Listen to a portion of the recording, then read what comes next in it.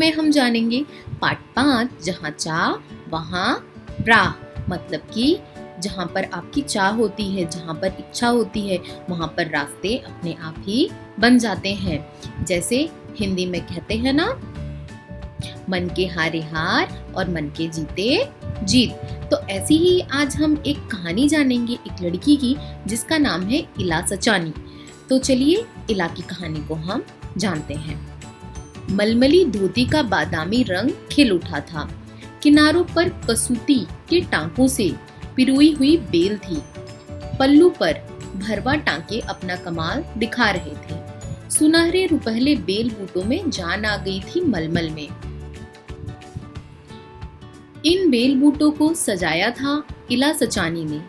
इला की हिम्मत की अनूठी मिसाल है ये कढ़ाई के नमूने, अर्थात कि यहाँ पर जो इतनी सारी खूबसूरती बताई गई है, यह बताई गई है एक कढ़ाई की, एक एम्ब्रॉयडरी की, जो कि हाथों से की जाती है ना। तो यह कढ़ाई किसने की थी? यह इला ने की थी। किस पर किया था? मलमल की धोती। मलमल एक प्रकार का मुलायम एकदम ऐसे कपड़ा होता है, तो उसी कपड़े पर बादाम के रंग का वो कपड़ा था जिसके किनारों पर कसूती के टांकों से पिरोई हुई बेल थी, अर्थात उसके किनारों पर धागे से बेल बनाई गई थी। अब सोचिए, एक कपड़ा है जिसके किनारे पर बेल बनाई गई है और उसके पल्लू पर भरवा टाके अर्थात कि ऐसी डिजाइन बनाई गई है कि चारों तरफ एकदम से वह टाके अर्थात वह डिजाइन एकदम से भरी गई है। वो अपना कमाल दिखा रहे हैं। सुनहरे रुपहले अर्थात कि सुनहरे कलर के बेल बनाई गई हैं, बूटों में जान आ गई है, अर्थात बेल, फूल, पत्तियां बना करके उसमें दिखाया गया है। और इसे किसने सजाया था? इला सचानी ने। ये जो लड़की दिखाई दे रही है, इन्होंने सजाया था। इला की हिम्मत की अनूठी मिसाल है, मतलब कि इला की हिम्मत की यह अनोखी मिसाल है। आप और यहाँ पर देख रहे हो इस लड़की के हाथ कुछ टेढ़े नजर आ रहे हैं। यह इला सचानी है जो कि विकलांग है, लेकिन यह कढ़ाई का काम अपने पैरों से करती है। ये देखिए, एक पैर से धागा दूसरे पैर में, कैसे इस पैर में सुई है और यहाँ से यहाँ तक का ये धागा गया है।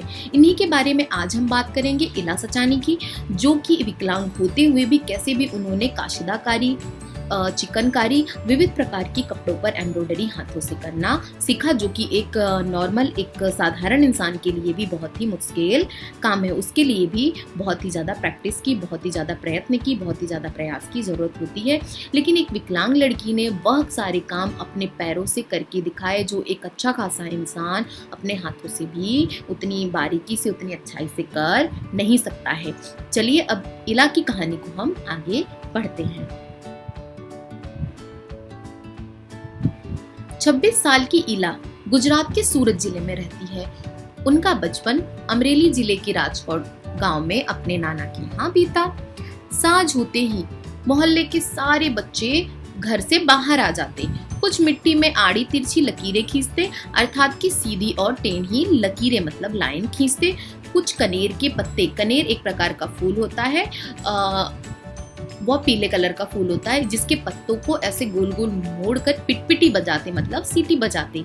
कुछ गिट्टे खेलते, कुछ इधर उधर टूटे फूटे घड़ों की ठीकरे बटोर कर पिट्ठू खेलते, मतलब कुछ गिट्टे खेलते थे, कुछ विविध प्रकार के खेल खेलते थे।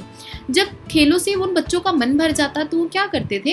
पेड़ों की डालियों पर झूला डालकर ऊंची ऊंची पेंगे लेते थे, अर्थात बहुत ही जोर जोर से झूला झूलते थे और ऊंचे स्वर में एक गाना भी गाते थे। वह गीत क्या था? कच्चे नीम की निबोरी सावन जल्दी अइयो रे, अर्थात कि नीम की ये जो निबोरी है, निबोरी का मतलब होता है नीम का फल। नीम का फल अभी कच्चा है, सावन जल्दी आ जा। इला जो थी, इला सचानी, गाने में तो उन बच्चों का साथ दे देती थी, पर उनके साथ पेंगे नहीं ले पाती थी। क्यों नहीं ले पाती थी? क्योंकि जैसे ही वह झूले पे जाने के लिए अपना हाथ बढ़ाती थी, उनका हाथ तो यहाँ पर जैसे आपको दिखाई दे रहा है, उनका हाथ इस तरह से है, तो जैसे ही वो हाथ अपना बढ़ाती थी ना, उनका हाथ उठ ही नहीं पाता था। उनका हाथ उनका साथ देता ही नहीं था। वह बेचारी एक किनारे पर चुपचाप बैठ जाती और मन ही मन सोचती, मैं ऐसा क्यों नहीं कर पाती हूँ। मैं बच्चे भी चाहते थे कि इला किसी न किसी प्रकार उनके साथ खेल सके, पर कभी कभार वह पकड़म पकड़ाई विषमृत के खेल में शामिल हो जाती थी। इला साथियों के साथ वह जमकर दौड़ती, मगर जैसे ही धप्पा बोलने की बारी आती फिर निराश हो जाती। अब सोचो क्यों निराश हो जाती, क्योंकि अगर उसे धप्पा बोलना है तो हाथ तो उठ ही नहीं रहा है, तो अगर हाथ नहीं उठ रहा है तो धप्पा कैसे बोलेगी। बहुत कोशिश करती, पर हाथों ने तो जैसे उसका साथ न देने की ठान रखी है कि अब साथ नहीं देना है। वह विकलांग है, उसके हाथ उठते नहीं थे, तो सोचो वह बेचारी कैसे करे। लेकिन इला ने हाथों की इस जिद को, कौन सी जिद को, जो हाथ उठते नहीं थे, उस जिद को एक चुनौती मान रखी है। उसने वह सब काम अपने पैरों से करना सीखा जो हम लोग हाथों से करते हैं, जैसे दाल चावल खाना, दूसरे के बाल बहाना, फर्श बुहारना मतलब कि झाड़ू लगाना, कपड़े धोना, तरकारी काटना मतलब सब्जी काटना, यहाँ तक कि तख्ती पर लिखना भी। तख्ती का मतलब होता है स्लेट। उसने स्कूल में दाखिला ले लिया। दाखिला मतलब एडमिशन। उसने स्कूल में एडमिशन भी ले लिया।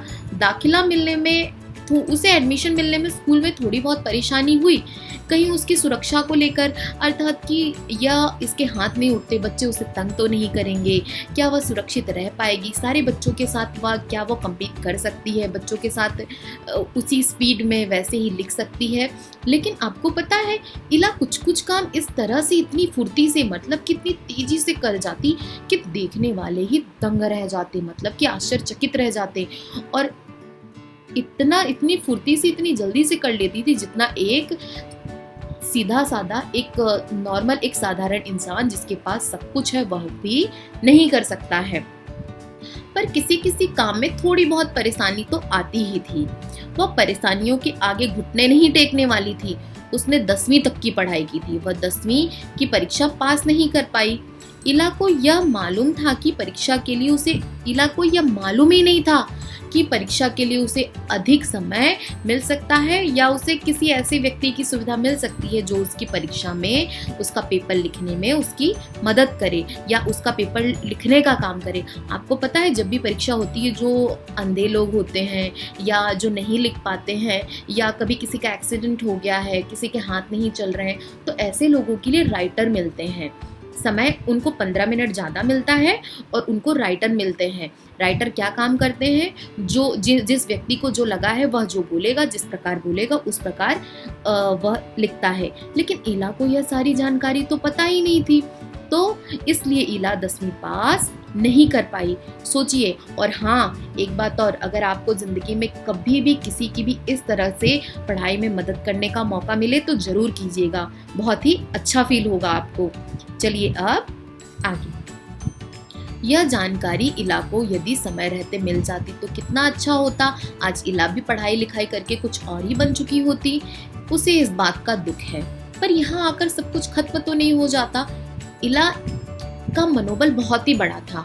उसने सोचा चलो मैंने पढ़ाई नहीं की, कोई बात नहीं, अब मैं कुछ और करूंगी। अब देखो इला आगे क्या करती है। उसकी माँ और दादी काशीदाकारी करती थी। वह उन्हें सुई में रेशम पिरोने से लेकर बूटियां उकेरते हुए देखती। इला की जो माँ और दादी थी ना, वह काशीदाकारी, एक प्रकार की यह कढ़ाई का काम होता है, जो कि सुई में रेशम का धागा डाला जाता है जिससे यह कढ़ाई या डिजाइन उस पर बनाई जाती है। तो इला उन्हें देखती है, वह किस तरह से बूटियां बना रही है, अर्थात कि किस तरह से उसमें फूल बना रही, पत्ते बना रही, डिजाइन बना रही है। वह उकेरना मतलब डिजाइन बनाते हुए देखती। और न जाने कब इला के मन में, इला ने काशीदाकारी करने की ठान ली। यहाँ भी उसने अपने पैरों के अंगूठे का सहारा लिया। दोनों अंगूठों के बीच सुई थाम कर कच्चा रेशम पिरोना, अर्थात सुई के अंदर रेशम का धागा डालना कोई आसान काम नहीं है। लेकिन कहते हैं ना, जहाँ चाह वहाँ राह, अर्थात कि जहाँ पर इच्छा होती वहाँ पर राह अपने आप ही बन जाती है। इला भी सोचती मेरे तो हाथ काम नहीं करते हैं तो मैं कैसे काम करूँ। तो क्या वह सुई में धागा डालने का इतना बड़ा काम कर पाती? नहीं कर पाती। लेकिन इला की इच्छा शक्ति इतनी बड़ी है कि उसके विश्वास और धैर्य ने कुदरत को भी, अर्थात प्रकृति को भी, नेचर को भी, भगवान को भी झूठा कर दिया।